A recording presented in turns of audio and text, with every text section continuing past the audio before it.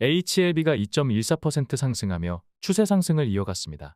그동안 강력한 저항력으로 수차례 반등 의지를 꺾어왔던 구간을 일봉의 몸통으로 넘어섰기 때문에 시사하는 바가 크다고 할 수 있겠습니다.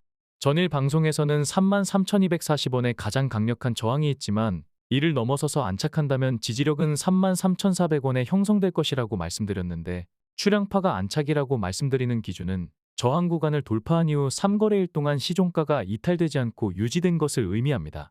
추이를 좀 더 지켜봐야 하겠지만 강한 저항 구간을 돌파하게 되면 보통 관성적인 흐름을 보이기 때문에 통계적으로 추세를 이어갈 가능성이 좀 더 크다고 할 수 있겠습니다. 말씀드렸듯이 단기 대응을 하실 분들은 33,400원을 손절가로 잡고 추가 대응하기에 좋은 자리가 될 것입니다. 금일 고가는 34,600원이었는데 해당 구간의 선을 이어보면 6월 9일 개파락 직전에 종가와 일치하는 것을 알 수 있습니다. 갭이 생성되면 기본적으로 지지나 저항이 필연적이기 때문에 해당 구간에서는 단타 물량이 출회되는 경우가 많습니다. 그러나 해당 갭은 저항력이 크지 않기 때문에 한두 번의 물량 체크를 끝으로 저항력이 거의 소멸된다고 봐도 무방할 것입니다. 36,350원까지는 특별한 저항이 없기 때문에 그리 오래지 않아 도달할 것으로 보여지지만 36,350원은 거래량을 동반하지 않는다면 한 번에 넘어서기는 힘들 것입니다. 출량파가 저항력이 강하다고 말씀드린 구간은 거래량 없이 돌파를 시도할 때 대부분 반락이 나온다는 것을 그동안 수차례 입증해드렸습니다. 아무리 장기 투자를 한다고 해도 저항력이 강력한 구간에서 부분익절과 조정 시 재매수를 반복한다면 추가 투자 없이 보유 물량을 늘릴 수 있는 기회가 될 것입니다. HLB의 주봉 추세가 아주 좋은 편인데 전일 방송에서는 주봉을 상세히 분석해드렸으니 해당 영상을 참고하시기 바랍니다. HLB생명과학 또한 그동안 지겨울 만큼 강조드렸던 9,790원을 드디어 돌파했습니다. 전일 방송에서는 그동안 수차례에 걸친 돌파 시도에도 번번이 실패했지만 저항력에 밀려나는 조정폭이 점진적으로 줄어들고 있다는 것은 긍정적으로 해석할 수 있다고 말씀드렸습니다. 금일 주가는 1.02% 상승에 그쳤지만 상승률 이상의 의미가 있다고 할 수 있겠습니다. 역시나 9,790원 위에서 안착을 마무리한다면 해당 구간은 안정적인 지지 구간으로 변모하게 될 것이며 1,600원의 소소한 저항력을 넘어서 11,000원까지 어렵지 않게 도달할 수 있을 것으로 전망됩니다. HLB제약은 거래량이 폭증한 일봉들이 강력한 저항력을 발휘하고 있는데 금일 13,110원에 형성된 저항라인 근처까지 다가섰지만 길쭉한 윗꼬리를 남긴 채 마감하였습니다. 반등을 시도할 때마다 강한 압박에 고전할 것이라고 말씀드려왔기 때문에 어느 정도 예상한 흐름이라고 할 수 있겠습니다. 다만 강력한 저항 앞에서 윗꼬리는 자연스러운 모습이기 때문에 금일 나온 윗꼬리를 부정적으로 해석할 필요는 없을 것입니다. 오히려 강력한 저항 구간을 앞에 두고 위아래로 터치하며 흔들어주는 것이 좀 더 예후가 좋다는 것을 차트 이론으로 숙지해 두시면 좋을 것입니다. HLB제약은 9월 8일부터 9월 14일까지 나온 강력한 양봉들을 상쇄할 수 있는 거래량이 나오지 않는다면 당분간은 오늘처럼 반등시마다 매물 압박에 시달리는 모습을 자주 목격하게 될 것입니다. HLB 테라퓨틱스는 금일 HLB그룹주 중에서 유일하게 하락하였습니다.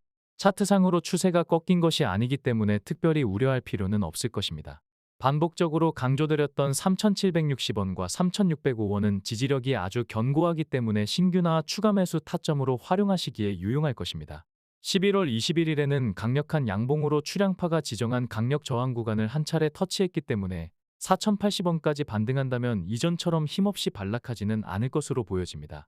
저항 구간은 단순하게 몇 차례 터치했다고 비율적으로 감쇄되는 것이 아니라 저항력과 돌파 에너지의 총량을 비교해서 저항력 감쇄의 정도를 체크해야 할 것입니다. 테라퓨틱스는 매물을 어느 정도 흡수한 상태에서 저항 앞에서 횡보하며 힘을 비축했기 때문에 상승 추세가 나와준다면 이번에는 4,080원 구간을 어렵지 않게 돌파할 수 있을 것으로 예상됩니다. 테라퓨틱스와 달리 HLB글로벌은 9월 12일에 발생한 막강한 저항력과 비교해서 돌파하려는 일봉의 에너지는 상대적으로 빈약한 모습입니다. 다만 두 차례 저항 구간을 깊숙하게 파고들었기 때문에 저항력이 어느 정도 감쇄되었으며 한두 차례 더 돌파 시도를 하게 된다면 어렵지 않게 4,035원을 넘어설 수 있을 것으로 보여집니다. 위로는 5,630원까지는 아주 강력한 저항 구간이 없기 때문에 4,035원 이후로는 비교적 수월할 것으로 보여집니다. HLB 이노베이션은 전일 지지력이 강력하다고 말씀드린 2,340원 구간에서 아랫꼬리를 남기며 반등이 나와주었고 오늘도 소폭의 상승세를 이어갔지만 아직까지 횡보 구간을 벗어나지 못한 모습입니다. 긴 횡보를 마치고 나서 추가 하락할 가능성도 배제할 수 없지만 바닥권에서 횡보를 하게 되면 확률적으로는 상승할 가능성이 조금 더 크다고 할 수 있습니다. 2340원을 시종가 손절 라인으로 잡고 대응하기에 좋은 자리가 될 것입니다. HLB 파나진 역시 이노베이션처럼 바닥 구간에서 횡보하고 있기 때문에 비슷한 전략으로 대응하시면 좋을 것입니다. 전일 방송에서 지지력이 3415원으로 변경되었다고 말씀드렸는데 해당 구간을 손절가로 잡고 신규나 추가 진입하기에 좋은 자리라고 할 수 있겠습니다. HLB 바이오스텝 역시 이노베이션과 파나진과 비슷한 대응이 유용할 것입니다. 현재 기준으로 2585원과 2455원의 견조한 지지력이 버티고 있기 때문에 유용하게 대응할 수 있는 자리가 될 것입니다. 어제도 말씀드렸지만 3,000원 이상에는 저항 구간이 켜켜이 쌓여 있는 만큼 거래량이 터지며 돌파하는 게 아니라면 해당 구간에서는 변곡점마다 부분익저로 저점 재매수하는 것이 유용할 것입니다. 금일 아시아 주요 증시는 홍콩 증시를 제외하고 대부분 상승으로 마감하였습니다. 미 증시는 예상치를 상회하는 고용 동향 보고서가 발표된 이후 잠시 하락하다가 미시간대 소비자 심리지수 발표 이후 반등하였습니다. 고용 동향 보고서로 국채 금리가 급등하였는데 다수의 언론 보도와 달리 수치상으로만 고용이 증가된 것처럼 보일 뿐이며 실상은 지난달 전미 자동차 노조의 파업으로 인해 하락했던 수치만큼 다시 올라온 것이기 때문에 국채 금리에 끼치는 영향력은 제한적일 것으로 판단됩니다.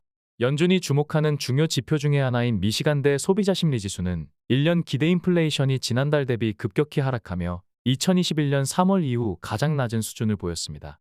5년 장기 기대 인플레이션도 지난달 대비 하락하였는데 쉽게 해석하자면 미국 경제의 70%를 차지하는 것이 소비 지출이며 소비 심리에 영향을 끼치는 기대 인플레이션이 하락했기 때문에 지수에는 긍정적으로 작용했다고 이해하시면 되겠습니다.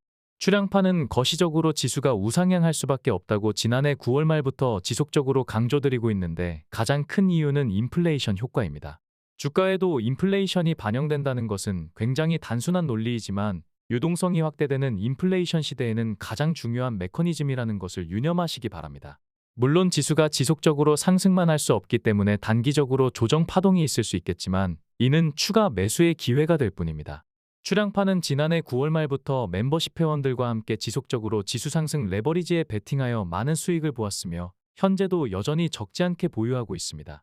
금일 지수는 상승했지만 상승한 종목보다 하락한 종목이 많았다는 점에서 특정 종목의 쏠림 현상이 심화되었다는 것을 알 수 있습니다. 섹터별로 순환매가 돌고 있기 때문에 급등주를 불타기하는 것은 굉장히 위험할 수 있을 것입니다. 테마주를 경계하고 시황에 걸맞는 적절한 종목을 잘 선택해야 하는 이유가 될 것입니다.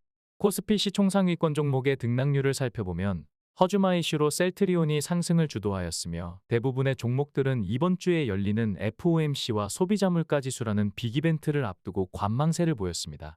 코스닥 시총 상위권 종목의 상승률을 살펴보면 셀트리온 그룹주들이 역시나 강세를 보였습니다. 코스피는 섬유회복과 기계업종이 강세를 보이며 순환매 장세를 이어갔습니다. 제약바이오는 0.79% 상승하며 지수 상승률을 상회하였습니다. 코스닥은 유통과 통신방송이 강세를 보이며 역시나 순환매 장세를 이끌었습니다. 참고로 게임 섹터는 최상위권에 포진해 있지만 정식으로 분류된 업종군이 아니며 출량파가 양대 시장을 합산하여 임시로 코스닥 섹터에 추가한 것입니다. 코스닥 제약바이오는 0.09% 하락했기 때문에 HLB 그룹주가 상대적으로 선방했다는 것을 알 수 있겠습니다.